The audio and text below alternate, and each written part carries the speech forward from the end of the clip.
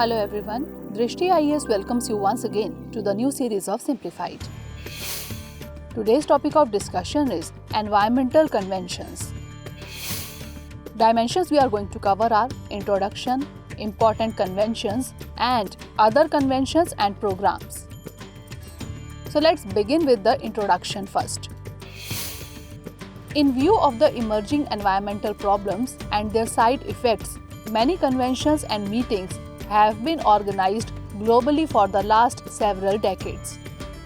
We will discuss the following important environmental conventions: Stockholm Convention, Basel Convention, Rotterdam Convention, Kyoto Protocol, Bonn Convention, CITES, CBD, Cartagena Convention, Minamata Convention, and Cartagena Protocol.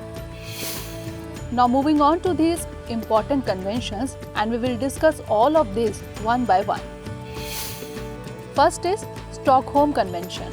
It is a global treaty to protect human health and the environment from persistent organic pollutants or POPs. It was signed on 22 May 2001 and over 152 countries ratified the convention.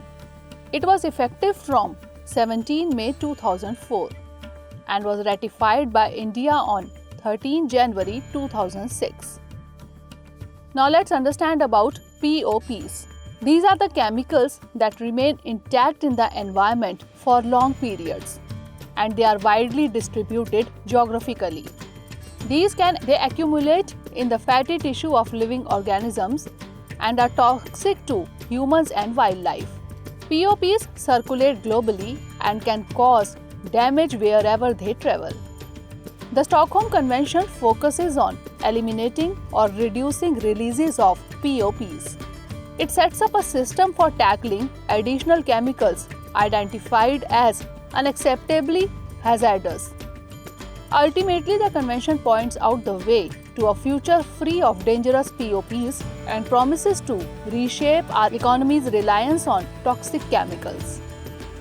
Aims of the Stockholm Convention include eliminate dangerous POPs, support the transition to safer alternatives, target additional POPs for action, clean up old stockpiles and equipment containing POPs, and work together for a POPs-free future. Now let's discuss the status of POPs with respect to India. The completely banned POPs are aldrin, chlordane, endrin, heptachlor, taxafer, whereas restrictions and limited use is given to DDT, and hexachlorobenzene, Mirex, PCB are not used. Next is Rotterdam Convention. It was adopted on 10 September 1998 by a conference of plenipotentiaries in Rotterdam, Netherlands. It came into force on 24 February 2004.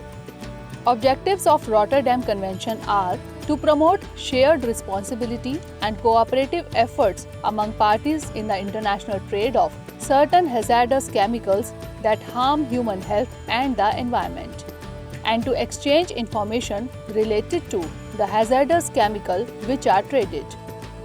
India is a member of the Rotterdam Convention, in which the date of ratification by India is 24th May 2005. And the date of entry into force in India is 22nd August 2005. Next is CITES. CITES is Convention on International Trade in Endangered Species of Wild Fauna and Flora. It is an international agreement between governments. The main aim of CITES is to ensure that the international trade in specimens of wild animals and plants does not threaten their survival. It is also called Washington Convention because its first convention was held in Washington in March 1973. CITES is legally binding on the parties, and it entered into the force on 1 July 1975. Next is Basel Convention. Basel Convention was adopted on 22 March 1989 by the Conference of Plenipotentiaries in Basel, Switzerland. This convention entered into force in 1992. India signed this convention on 15 March 1990 and it came into force in India in 1992. Objectives of Basel Convention are to control transboundary movements of hazardous wastes and their disposal, to protect human health and the environment against the adverse effects of hazardous waste, to promote clean environment protection by managing waste disposal, to reduce hazardous wastes, and to create a regulatory system to check the transfer of hazardous waste. This convention includes toxic or poisonous, explosive, corrosive, inflammable, ecotoxic, infectious waste, etc. Next is Kyoto Protocol. Kyoto Protocol was adopted on 11 December 1997 and it entered into the force on 16 February 2005. Currently, there are 192 parties to the Kyoto Protocol. It is an international agreement under UNFCCC. The principle of the protocol is Common but Differentiated Responsibility (CBDR). CBDR means all states are responsible for addressing global environmental destruction, but they are not equally responsible. It only binds developed countries and places a heavier burden on them under this principle because it recognizes that they are largely responsible for the current high levels of GHG emissions in the atmosphere. Targets for the first commitment period, that is 2008 to 2012, 5% emission reduction compared to 1990 levels over the 5-year period, that is 2008 to 2012. The targets for the first commitment period of the Kyoto Protocol cover emissions of the 6 main greenhouse gases, namely carbon dioxide or CO2, methane or CH4, nitrous oxide or N2O, hydrofluorocarbons or HFCs, perfluorocarbons or PFCs, and sulfur hexafluoride or SF6. Now let's discuss the Doha Amendment. In Doha, Qatar, on 8 December 2012, the Doha Amendment to the Kyoto Protocol was adopted for a second commitment period, that is 2013 to 2020. The Doha Amendment has not yet entered into force. Its target is to reduce at least 18% GHG emissions compared to 1990 levels over the 8-year period, that is 2013 to 2020. Next convention is Minamata Convention on Mercury. It is a multilateral environmental agreement that addresses specific human activities which are contributing to widespread mercury pollution. The Minamata Convention is named after the Japanese city of Minamata. This city experienced a severe, decades-long incidence of mercury poisoning. The wastewater from the chemical factory was discharged into the Minamata Bay. The wastewater contained methyl mercury, which bioaccumulated in fish and shellfish in the bay. Local people who consumed seafood from Minamata Bay became very sick, and many died or were left severely disabled. The convention entered into force in 2017, and India ratified it in 2018. Now let's discuss some other important conventions. First is CBD, that is Convention on Biological Diversity. CBD was signed by 150 government leaders at the 1992 Rio Earth Summit, and it is a legally binding convention. It entered into force on 29 December 1993. It has 3 main objectives: the conservation of biological diversity, the sustainable use of the components of biological diversity, and the fair and equitable sharing of the benefits arising out of the utilization of genetic resources. It was ratified by India in 1994. Next is the Cartagena Protocol on Biosafety. It is an international agreement and it aims to ensure the safe handling, transport and use of living modified organisms or LMOs LMO is a living organism whose genetic material has been altered using modern biotechnology. LMO are a subset of genetically modified organisms or GMOs. A GMO is any organism whose genetic material has been altered using modern biotechnology. LMO may have adverse effects on biological diversity and human health.